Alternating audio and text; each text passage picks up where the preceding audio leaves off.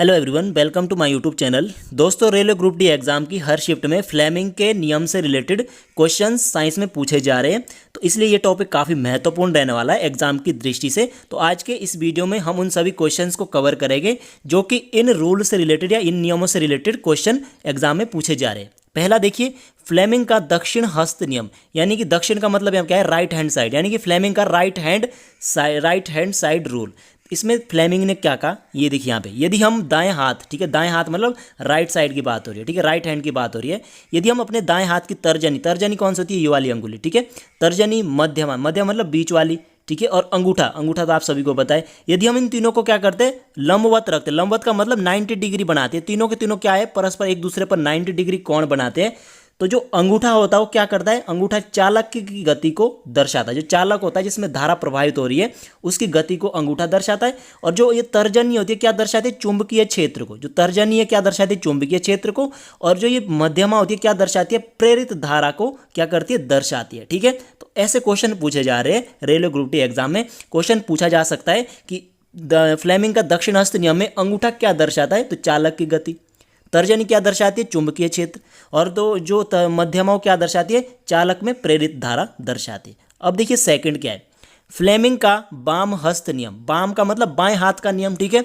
तो बाएं हाथ के नियम में इन्होंने क्या बोला है, यदि हम बाएं हाथ की तर्जनी, मध्यमा और अंगूठा मानी कि तीनों, मतलब तर्जनी, मध्यमा, अंगूठा, ये इसमें यूज किया गया है। ठीक है, इनको हम क्या करते हैं, परस्पर लंबवत रखा जाता है, मतलब इस टाइप से इन्होंने इसको रख रखा है। यदि हम अपने हाथ को इस टाइप से रखते हैं लंबवत, तो क्या होता है, जो तर्जनी होती है मतलब ये वाली, ये क्या दर्शाती है, चुंबकीय क्षेत्र। यहाँ पे देखिए तर्जनी ने चुंबकीय क्षेत्र दर्शाया है, यहाँ पे भी चुंबकीय क्षेत्र ही दर्शाया, ठीक है। और जो मध्यमा होती है, मध्यमा मतलब ये वाली, ये क्या दर्शाती है, चालक में प्रभावित धारा। यहाँ पे मध्यमा ने क्या दर्शाया था, धारा ही दर्शाया था, प्रेरित धारा यहाँ पे दर्शाया था। यहाँ पे सिर्फ क्या है, धारा दर्शाया, ठीक है। और जो अंगूठा होता है क्या दर्शाता है, अंगूठा दर्शाता है क्या, चालक पर लगने वाला बल। क्या दर्शाता है, चालक पर लगने वाला बल, ठीक है। ये क्या दर्शाया, ये है हमारा फ्लेमिंग का बाम हस्त नियम। यदि हम बाएं हाथ की जो अंगुली मानी तर्जनी, ठीक है, मध्यमा और अंगूठे को लंबवत रखते हैं, तो जो तर्जनी होती है चुंबकीय क्षेत्र की दिशा को दर्शाती है। अंगूठा क्या दर्शाता है, मतलब चालक पर लगने वाला बल, यानी बल आपको ध्यान रखना है। और जो विद्युत धारा को कौन दर्शाता है, मध्यमा दर्शाता है, ठीक है। ये भी हो गया। अब देखिए तीसरा, दक्षिण हस्त अंगुष्ठ नियम, यानी कि दक्षिण हस्त यानी दाहिने, दक्षिण का मतलब आपका है राइट वाला हाथ, ठीक है। इसमें क्या बोला है, यदि हम क्या करते हैं, दाहिने हाथ में एक विद्युत धारावाही चाल, यानी मतलब कोई ऐसी वस्तु लेते हैं, मान लीजिए आपने क्या ले लिया, जैसे मतलब पेंचकस ले लिया, ठीक है, जैसे होता है नहीं, पेंचकस होता है इलेक्ट्रिक वाला, ठीक है, उसको ले लिया। तो यदि आप उसको इस टाइप से पकड़ते हैं, ठीक, जैसे यहाँ पे पकड़ा हुआ है, तो देखिए इसमें क्या है, जो अंगूठा होता है क्या दर्शाता है, जो अंगूठा होता है दोस्तों, ये क्या दर्शाता है, विद्युत धारा की दिशा को दर्शाता है। जो अंगूठा होता है, ये जो अंगूठा है ये क्या दर्शाता है, विद्युत धारा की दिशा को दर्शाता है। और जो ये अंगुलियां ना, ये अंगुलियां, ये क्या दर्शाती है, चुंबकीय क्षेत्र रेखाओं को दर्शाती है, ठीक है। अंगूठा क्या दर्शाता है, विद्युत धारा की दिशा को। और जो ये आपकी अंगुलियां है, इसके जिससे आपने पकड़ रखा है इसको, ये क्या दर्शाता है, चुंबकीय क्षेत्र की दिशा को या चुंबकीय क्षेत्र रेखाओं को दर्शाता है। ओके, आई होप आपको समझ में आया। अब इसके बाद देखिए, ये भी बहुत इंपॉर्टेंट है, यदि कोई इलेक्ट्रॉन, काफी अच्छा प्रश्न है, किसी चुंबकीय क्षेत्र के लंबवत प्रवेश करता, मान लीजिए चुंबकीय क्षेत्र, ठीक है। अब लंबवत कब करेगा, माने ये लंबवत यही होगा ना, 90 में बनेगा, यानी जब 90 डिग्री बन रहा है तभी तो लंबवत होता है। जब ये कोई इलेक्ट्रॉन चुंबकीय क्षेत्र के लंबवत प्रवेश करता है, तो इलेक्ट्रॉन पर आरोपित बल होगा, जो इसमें जो बल लगेगा उसकी दिशा क्या होगी। देखिए पहले आप यहाँ समझिए, जो इलेक्ट्रॉन होते ना, जो धारा होती है ना, जो करंट होता है ना, वो क्या होता है, हमेशा इलेक्ट्रॉन के विपरीत दिशा में चलती है। यानी जो धारा होती है वो हमेशा इलेक्ट्रॉनों की विपरीत दिशा में, यदि इलेक्ट्रॉन यहाँ इधर की ओर चल रहे हैं तो धारा हमेशा इधर की ओर चले, यानी एक दूसरे के विपरीत दिशा में चलती है, ठीक है।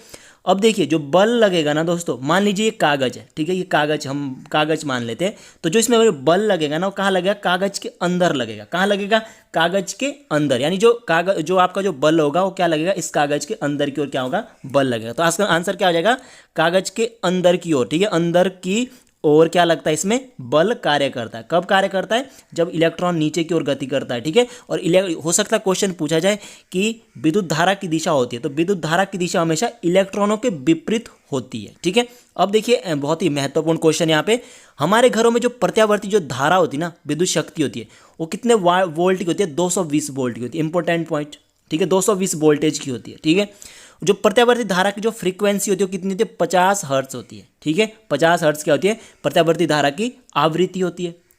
अब देखिए, यदि किसी धारावाही परिनलिका के भीतर चुंबकीय क्षेत्र क्या होता है, एक समान होता है।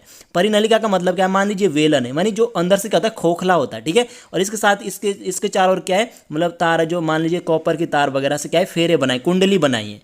तो जो धारावाही जो परिनलिका होती है, जिसे हम सोलेनॉइड बोलते हैं, तो उसका जो भीतर जो चुंबकीय क्षेत्र होता है क्या होता है, एक समान होता है, ठीक है, शून्य नहीं होता, एक समान होता है। चौथा देखिए, जो विद्युत जनरेटर होता है, यानी जो जनरेटर होता है, क्या करता है, विद्युत चुंबकीय प्रेरण पर क्या करता है, कार्य करता है। किस में कार्य करता है, विद्युत चुंबकीय प्रेरण सिद्धांत पर यह कार्य करता है, ठीक है।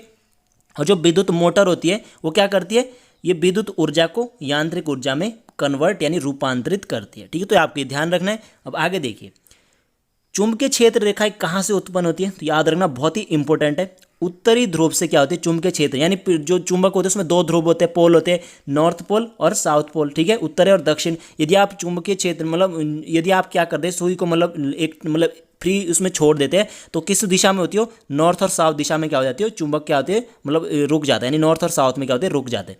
तो जो चुंबकीय क्षेत्र रेखाएं होती है क्या होती है, हमेशा उत्तरी ध्रुव से उत्पन्न होती है, नॉर्थ पोल है, ठीक है। तो यहाँ से चुंबकीय क्षेत्र रेखा उत्पन्न होती है और कहाँ खत्म होती है, दक्षिण ध्रुव में क्या होती है, समाप्त होती है, ठीक है। कहाँ होती है समाप्त, दक्षिण ध्रुव में, ठीक है। और ये कैसा वक्र बनाते हैं, ये बंद वक्र दिख रहा है ना, बंद कर्व, यानी कैसा बंद बनाते हैं, बंद वक्र बनाते हैं, ठीक है। यानी कि उत्तरी ध्रुव से उत्पन्न होती है, कहाँ जब विलीन कहाँ होती है, यानी समाप्त कहाँ होती है, दक्षिण ध्रुव में समाप्त होती है। तो दोस्तों, ये थे आज के बहुत ही महत्वपूर्ण क्वेश्चंस। यदि आपको वीडियो पसंद आई तो प्लीज़ वीडियो को लाइक कीजिए। यदि आपने चैनल को सब्सक्राइब नहीं किया है तो प्लीज़ चैनल को भी आप जरूर सब्सक्राइब कर लीजिए।